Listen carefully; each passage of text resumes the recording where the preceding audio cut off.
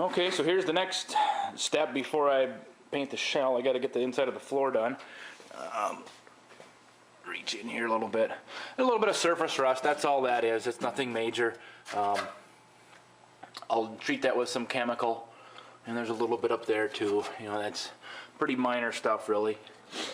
That side looks nice. There's a little spot here and there of surface rust, but it's not worth the effort to, you know, sandblast everything and cover the whole thing with bed liner material like I did the bottom side, because there's a huge amount of padding. You can still see some of it in places. There's a lot of padding. You know, there's little bits and pieces of it left here and there. But there's a lot of padding, like I say, and then there's carpet, so I'm not worried about sound coming through.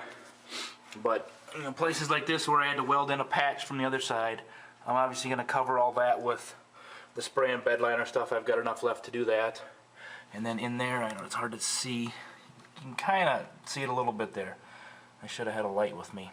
But where I had to patch in on the quarter panel on the other side, you know, and same thing over here. You could see that one a little bit better.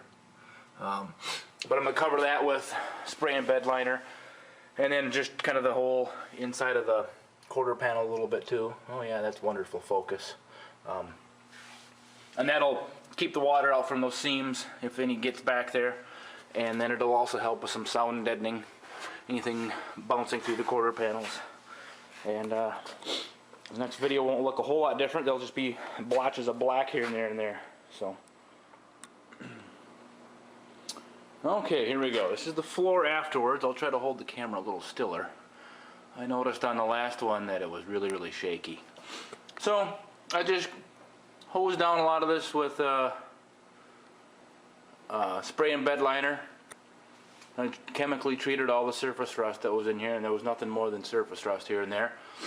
And you can kind of see it over there too. And then back in this corner, kind of the same way. Over here.